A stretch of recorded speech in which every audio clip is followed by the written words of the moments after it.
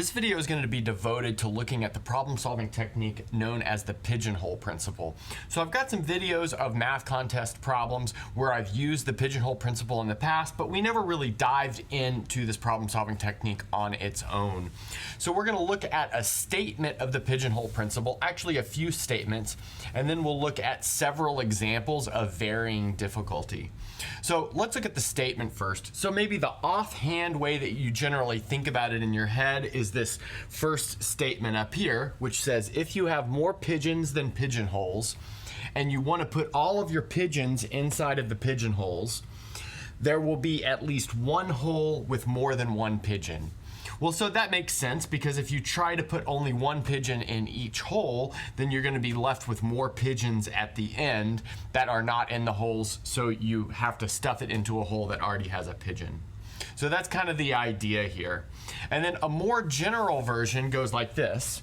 If you place P pigeons into H holes, there will be at least one hole with the ceiling of P over H pigeons.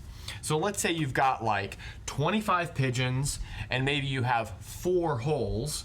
Then the ceiling of 25 over 4, well, notice that 24 over 4 is 6, so that makes 25 over 4 bigger than 6. That ceiling will be 7, and so there's going to be one hole with 7 pigeons. Sometimes this is called like the general pigeonhole principle, but it's essentially the same as this if you just rename your pigeons to be groups of pigeons of a certain size.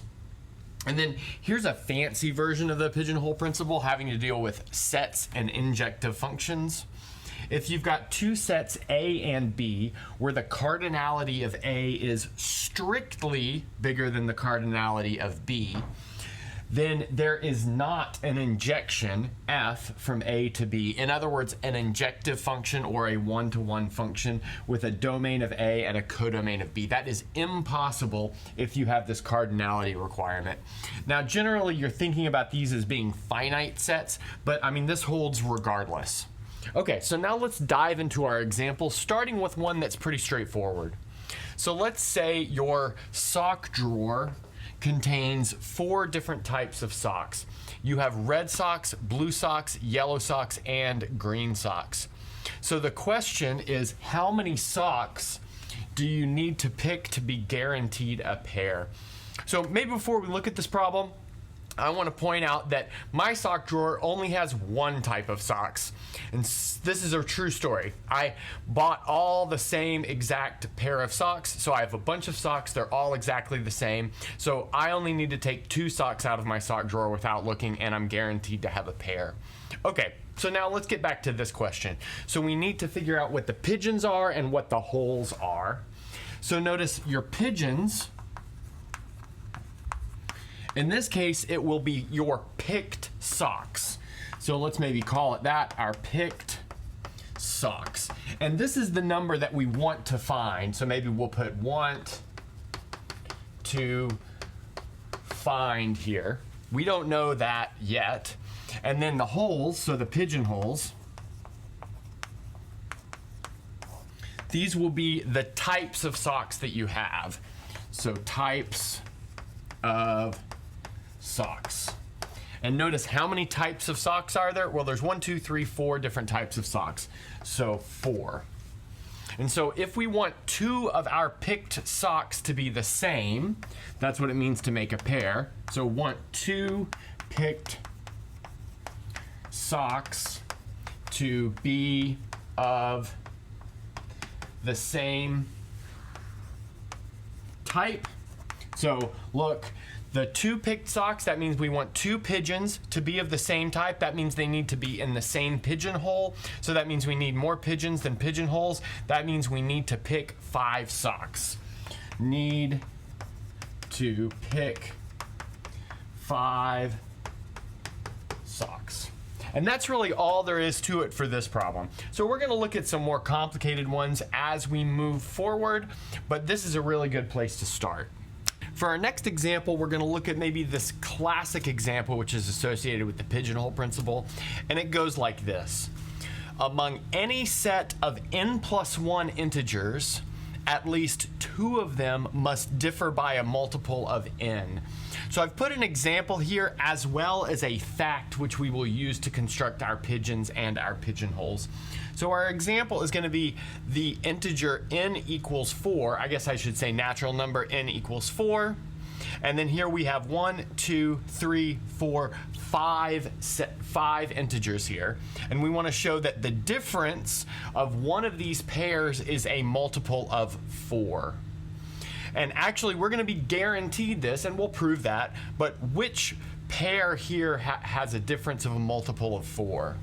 So notice if we take 103 minus 71, so 103 minus 71, that's going to give us 32, which is equal to 4 times 8. That's a multiple of 4. So we were guaranteed to have a multiple of 4 there. Now we're going to use something called the division algorithm here. You could also use the notion of a residue modulo n, but I'll leave it to you to kind of dive into what that means if you don't know already. So the division algorithm says for any a and b which are integers and b is not equal to 0, there exist unique q and r where a equals b times q plus r, and r is between 0 and the magnitude of b. So what's going on here is this is just division with remainder. So here we divided a by b, we got a quotient which we're calling q, and we got a remainder which we are calling r. And that r, it could be 0 if the divisibility is perfect, and it could be all the way up to the magnitude of b, if this is not perfect. But you can never have a remainder exactly equal to b, because then you could just increase your quotient by 1. So that's kind of the idea here. Now what I want to notice is if we have a set of n plus 1 integers and we divide them by n, there are only n possible remainders. So let's go ahead and do that. So let's take a1, a2, all the way up to an plus 1. So this is going to be my set of n plus 1 integers, and write them in the following way. So let's write ai equals n times qi plus ri. And so this is going to be for all I between 1 and n plus 1. And I want to point out that by the division algorithm, we are guaranteed to have this ri between 0 and n, not including n. So we did division with remainder where our quotient was, our divider was n here. Okay, good. But now notice that there are n plus 1 remainders, r1 up to rn plus 1, taking on only n possible values. So our remainders, so our actual outcome remainders are the pigeons, and then the possible values are the holes. So we're stuffing these n plus 1 remainders into n possible holes. So in other words, 2 of these remainders have the same value. So maybe we'll say by the pigeonhole principle, Ri equals Rj for some I not equal to j. Great. So in other words, 2 of those remainders are the same.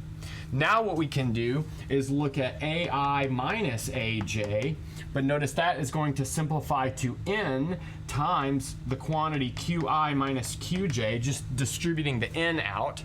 But then we have ri minus rj, but that's going to be 0 because, again, by the pigeonhole principle, we took those to be the same.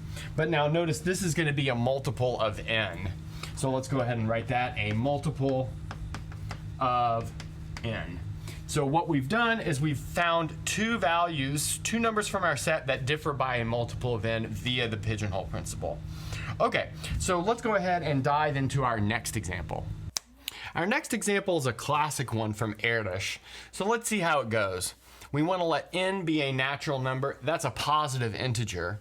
and we want to choose any subset of the set 1, 2, 3, all the way up to 2n. So notice that's a set of 2n elements, and our subset needs to contain n plus 1 elements.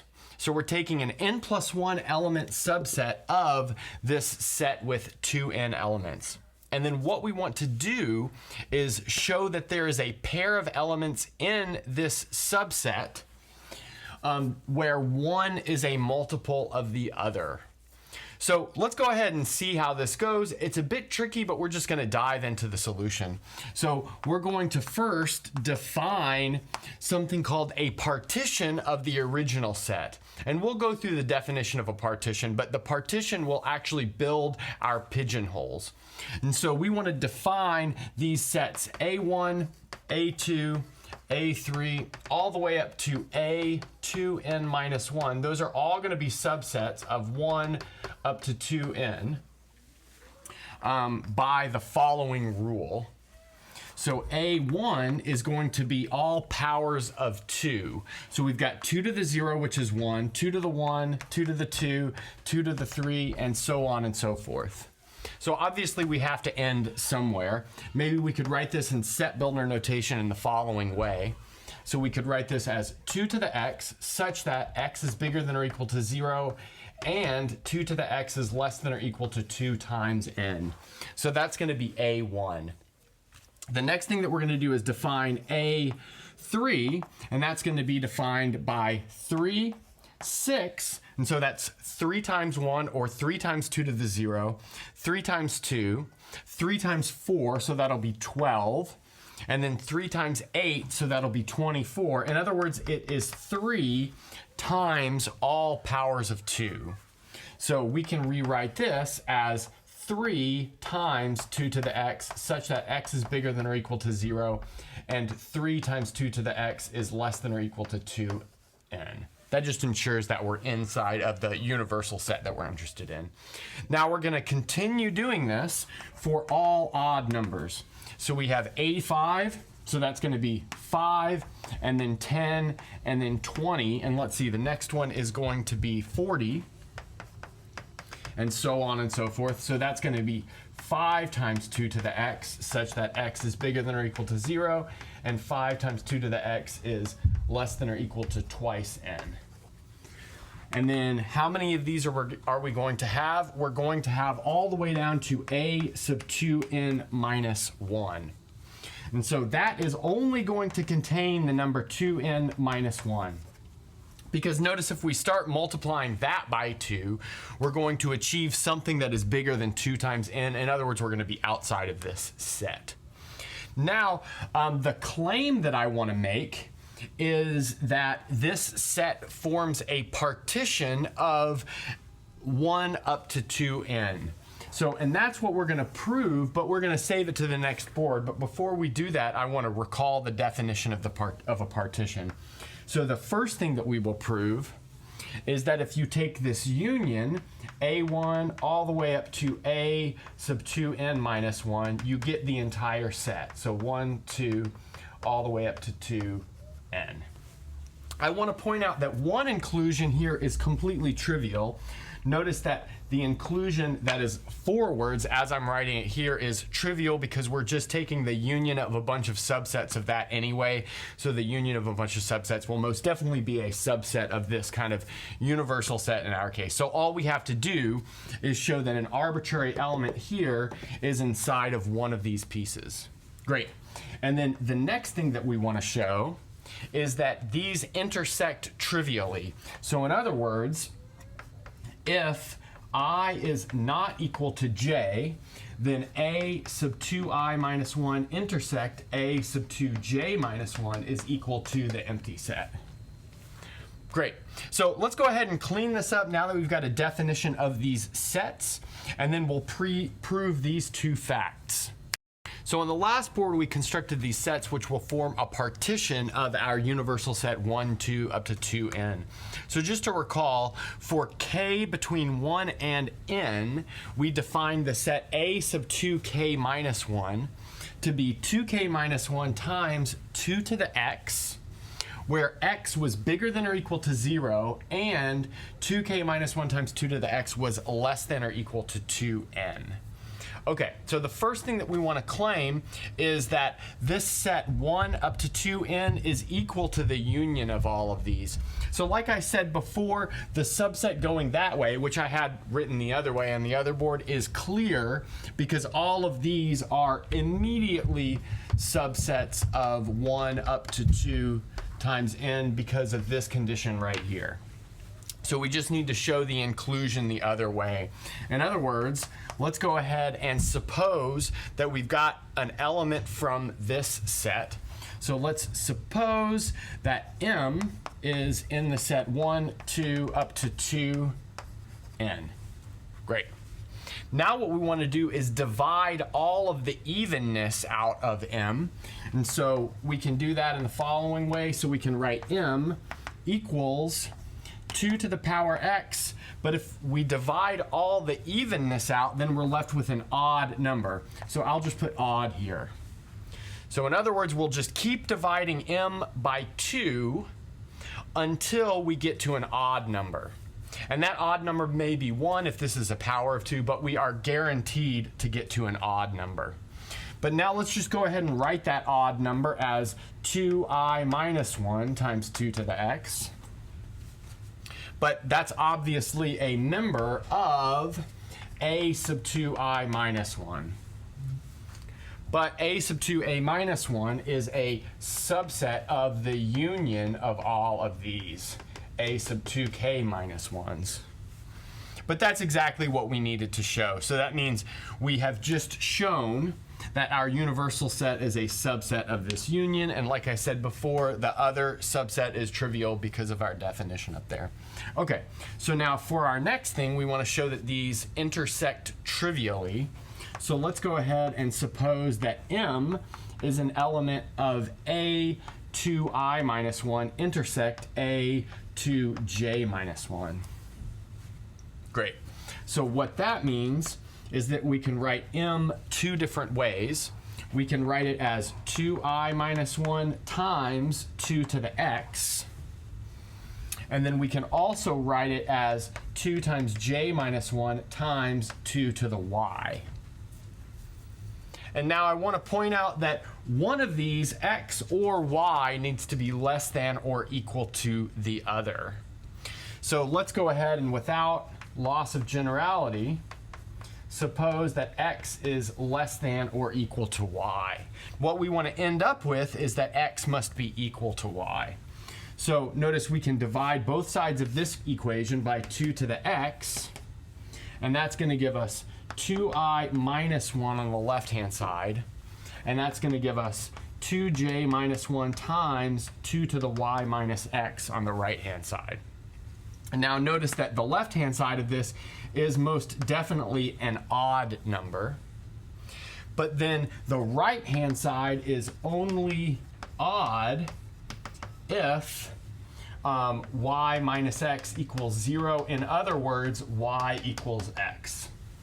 So we've just shown that y equals x, but now plugging that back into this equation, we can immediately get that I equals j. But if we get that I equals j, then a sub 2i minus 1 must be equal to a sub 2j minus 1. So in other words, if these two guys intersect non-trivially, they have to be the same set like originally. So what we've just shown is that this forms a partition of our original set. And now we're actually ready to go on with the pigeonhole principle. So let's go ahead and get to that. So let's see where we are so far. We've shown that these sets a sub 2k minus 1 partition our set 1, 2, up to 2n. And here we have n such sets. And that's really good because now that we have n such sets which have been constructed naturally, we can see that n is 1 less than n plus 1, which is like kind of built into this problem. And now we've got an idea for how these pigeons and pigeonholes should work. So let's say that we are given any subset of n plus 1 elements of our set 1, 2, all the way up to 2n. Great. So now, because this collection partitions that set, we know that by the pigeonhole principle, which let's go ahead and point out what our pigeons and holes are. So our pigeons are these n+1 elements, and then our holes are going to be the sets A1 up to A2n minus 1, and there are n such sets.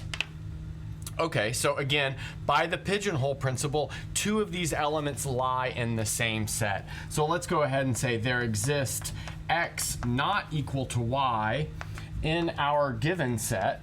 But now notice that that means that there exists a not equal to b from our given set, with A and B are in the same one of these A sets. So again, we've got two pigeons, A and B, that are in the same hole. That's this set right here.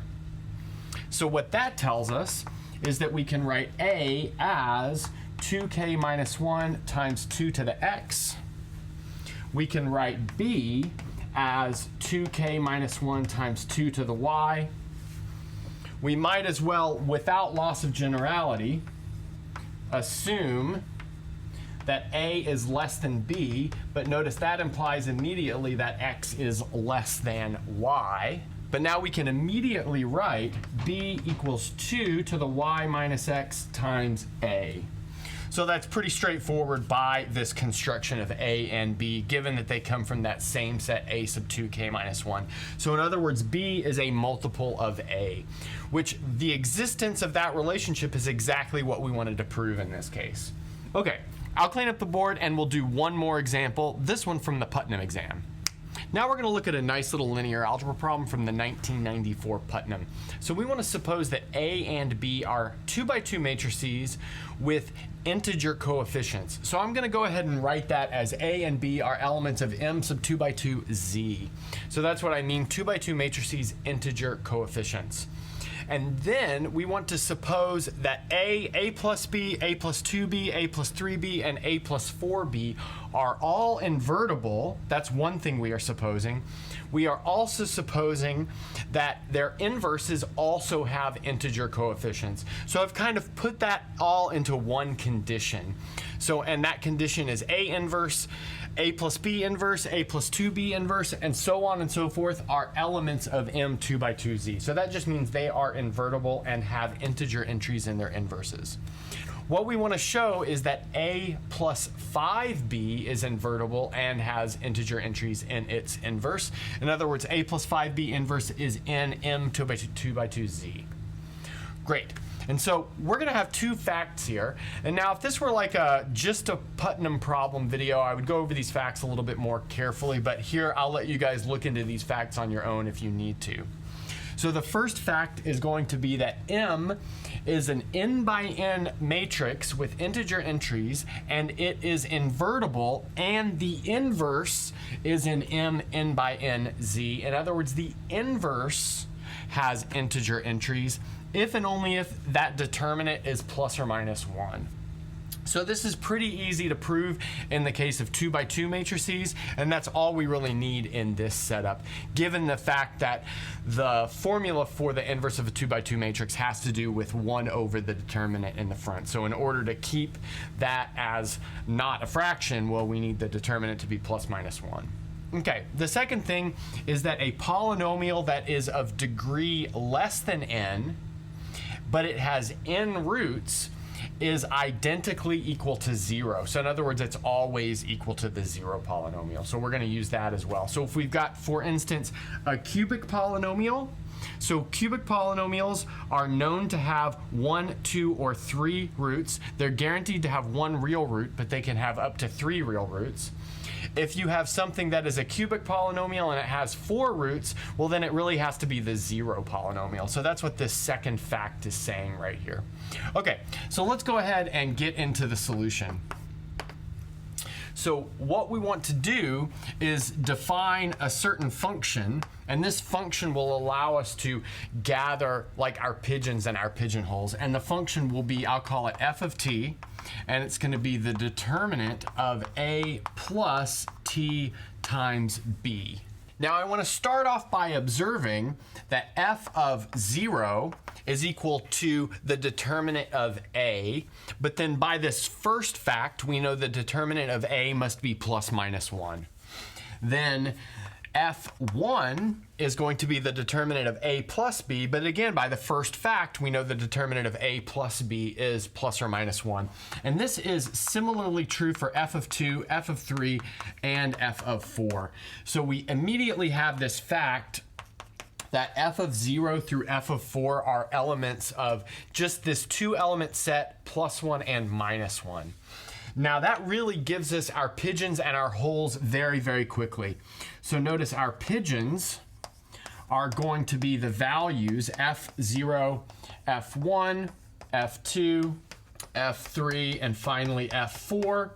And then our holes are going to be the numbers plus 1 and minus 1. Good. So we've got 5 pigeons and we've got 2 holes, but then by this more general version of the pigeonhole principle, we know 2 of these pigeons must go into the same hole. So in other words, I should say 3 of these pigeons have to go in the same hole. So at least 3 have the same value. Great. So now let's go ahead and see where that gets us. So now we also want to notice that f of t as a function is a quadratic polynomial. And that's not actually too hard to see because f of t equals the determinant of a11 plus t times b11, where those are the entries of a and b. And then we've got a12 plus b12. Down here is a21. Sorry, that should be t b12, then a21 plus t b21, and then finally a22 plus t b22. And so notice that the determinant of this is going to be at most a quadratic polynomial. So in other words, this is going to be a polynomial of degree less than or equal to 2. In other words, strictly less than 3. Good.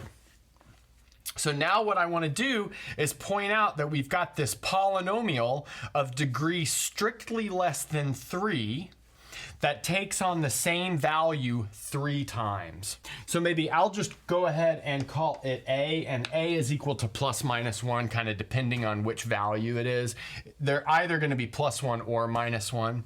And then the next thing that we want to notice is that g of t, which equals f of t minus a, has 3 roots, but degree strictly less than 3, which means that g of t is identically the 0 function by this second fact here, which tells us that f of t is identically this function a, which is equal to plus or minus 1. So we've got f of t as a constant function.